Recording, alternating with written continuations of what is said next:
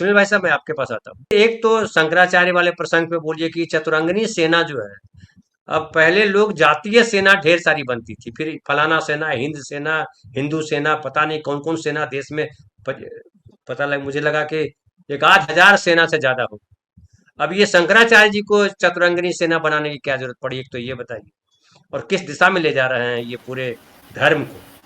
हालांकि मैं पढ़ रहा था कि वहाँ उसमें था लिखा हुआ कि जो अखाड़ा बनाया गया था, और अखाड़ा बनाए जाने के बाद फिर जो है 1954 में अखिल भारतीय अखाड़ा परिषद का गठन हुआ था आज़ादी के बाद।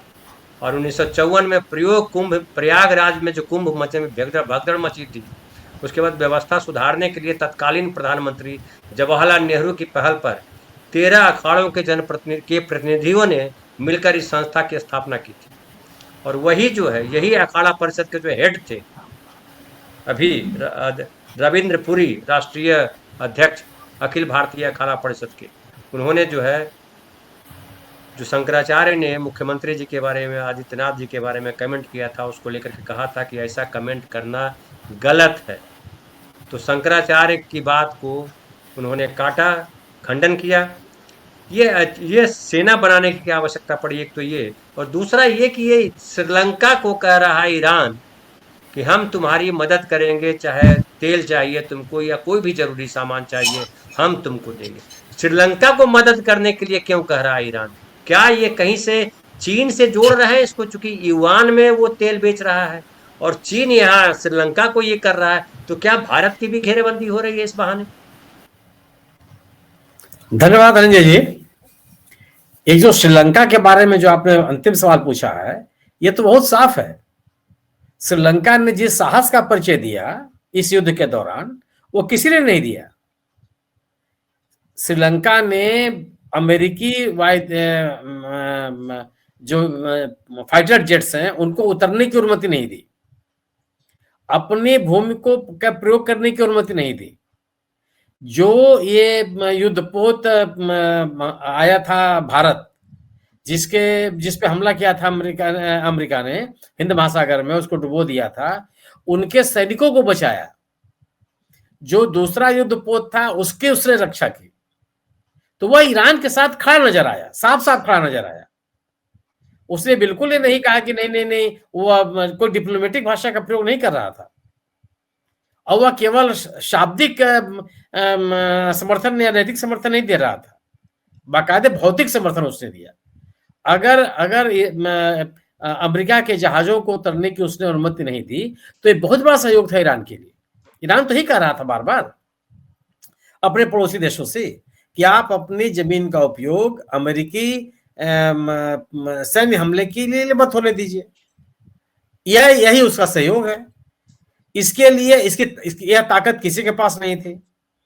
भारत जैसा देश भी जब उनके सबसे बड़े धर्मगुरु को मार दिया गया, तो 5 दिनों के बाद उसको याद आया कि उसको श्रद्धांजलि देनी चाहिए, जिसमें भी उसने, जब वो विदेश सचिव वहां गए तो उन्होंने अयतुल्लाह खमेनी का नाम तक नहीं लिया अपने जो उन्होंने टिप्पणी लिखी हुई है। एक गोल मटोल सी बात उन्होंने लिख करके चले आए, जो कहीं भी आप लिख सकते हैं, किसी भी शोक सभा में जाकर लिख सकते हैं। तो जो साहस दिखाया है श्रीलंका ने, उसका यह परिणाम है, फॉल आउट है ये, जिसमें वो कह रहा है कि नहीं, हम आपको किसी भी तरह के मदद देने के लिए तैयार है। क्यों कि ईरान उस किसी भी देश के साथ खड़ा हुआ, अपने आप को मजबूती के साथ खड़े हुए दिखाई देगा जो उस संकट में उसके साथ खड़ा है। वो चीन के साथ क्यों खड़ा है? चीन हर तरह की सहयोग उसको दे रहा है। एक तरफ ट्रंप साहब कर रहे थे कि मिसाइल की क्षमता खत्म हो गई ईरान की, दूसरी तरफ ईरान कह रहा था कि हम लगातार युद्ध के दौरान भी अपने मिसाइल का निर्माण कर रहे हैं, अपने ड्रोन का निर्माण कर रहे हैं, हमारी पूरी क्षमता बची हुई है। तो किसके सहयोग से हो रहा था? स्वाभाविक सी बात है कि चीन के सहयोग से हो रहा था। चीन के जहाजों को, चीन के मालवाहक जहाजों को हॉर्मुज़ से आने जाने की पूरी छूट थी, खूब आ जा रहे थे।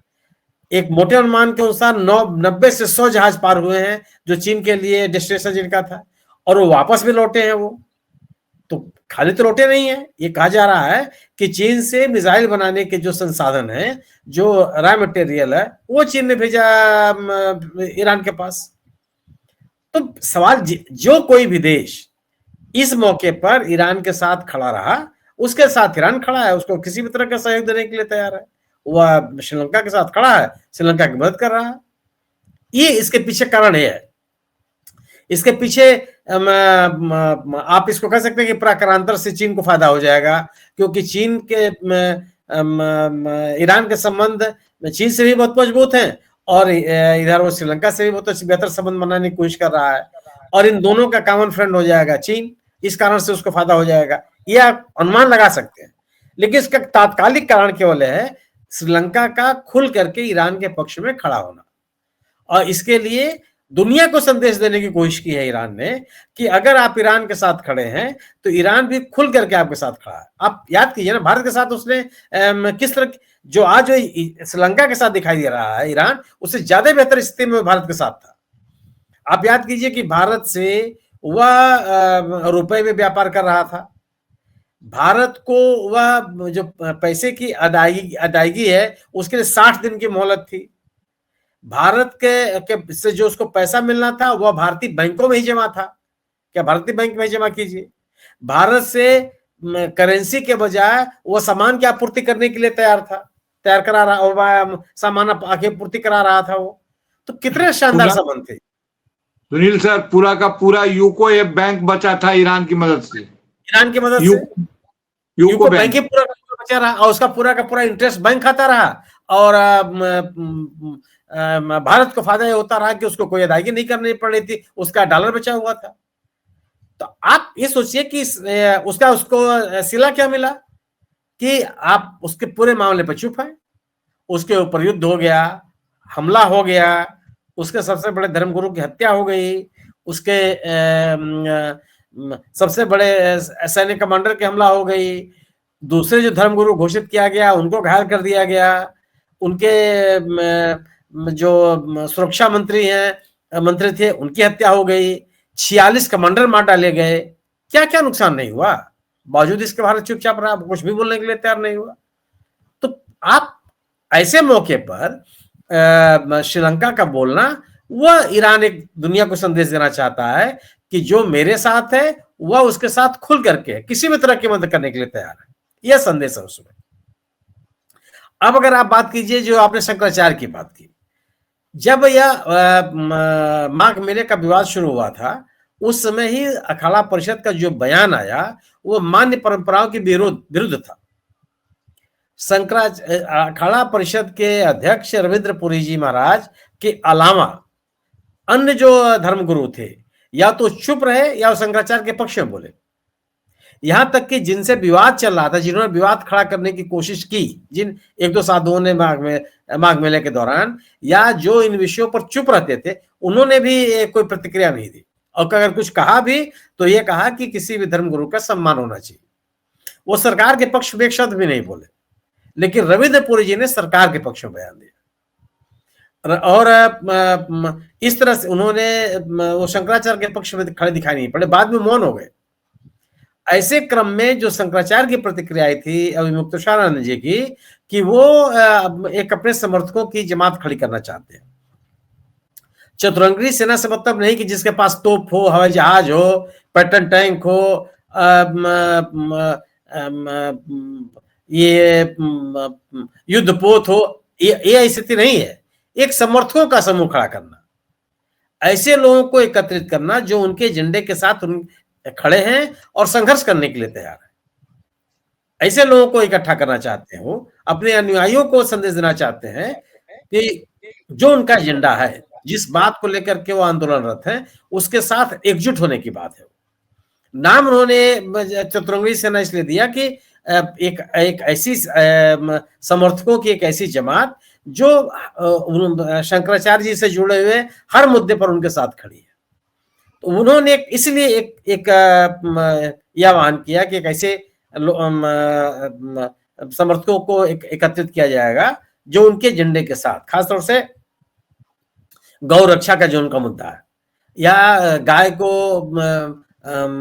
राष्ट्रीय संपत्ति घोषित करने का जो सवाल है, या जो सनातन के खिलाफ जो लोग काम कर रहे हैं उनके खिलाफ संघर्ष करने की बात है। उनका यह नहीं कि धरना दीजिए, प्रदर्शन कीजिए, एक जन जागरूकता है, वो भी खुद भी कहीं कर रहे हैं।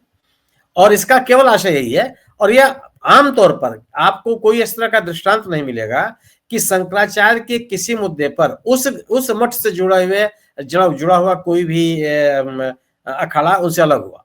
इस प्रकरण में भी रविंद्रपुरी के अलावा जितने अखाड़े हैं, उन्होंने उसमें से किसी के महामंडलेश्वर या आचार्य मंडलेश्वर ने कोई बयान नहीं दिया शंकराचार्य के खिलाफ। एक किसी का बयान नहीं दिखा सकते हैं। और अब अखाड़ा परिषद का मतलब अखाड़ा नहीं है, वो अखाड़ों का एक संगठन है, लेकिन इस अखाड़ा परिषद में बाकी अखाड़ों ने अपनी पहचान खत्म कर दी है, ऐसा भी नहीं है। सबकी अपनी पहचान है और सब अपनी पहचान के साथ अपनी गतिविधियों को संचालित करते रहते हैं। तो किसी भी अखाड़े के, मतलब चाहे वो वैष्णव संप्रदाय के अखाड़े हों, चाहे निर्मोही हों, चाहे वो शैव अखाड़े हों, किसी ने भी शंकराचार्य के खिलाफ बयान नहीं दिया, एक का बयान नहीं दिखा सकते।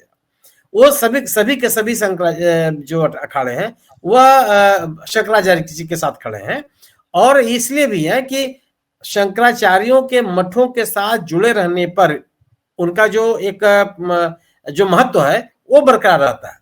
उस मठ से अलग होकर के उनको अपनी पहचान या उनका अपना आदर बनाने में दिक्कत होती है, फिर उनकी वह स्वीकृति नहीं रह जाती जो स्वीकृति शंकराचार्य के पीठ के साथ जुड़े रहने से होती है।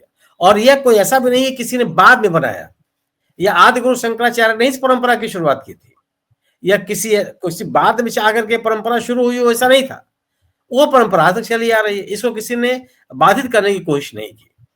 इसीलिए आप देखेंगे कि जब कुंभ मेले में इन शंकराचार्यों का प्रवेश होता है एक प्रोसेशन के साथ, उसमें अखाड़े के लोग भी शामिल होते हैं, जगह जगह खड़े होकर के उनका स्वागत करते हैं। इसलिए यह जो चतुरंगड़ी सेना की बात स्वामी विवेकानंद जी कर रहे हैं, वह अपने समर्थकों को एकजुट करने की कोशिश है। उसको स्पष्ट भी उन्होंने किया कि कोई एक सशस्त्र बल नहीं है, ये कोई एक हिंसक संघर्ष करने का कोई समूह नहीं है। एक लोगों को एकत्रित करने की कोशिश है जो उनके एजेंडे के साथ उनसे सहमत हो। जी। अब एक तीसरी बात, हाँ बोलिए।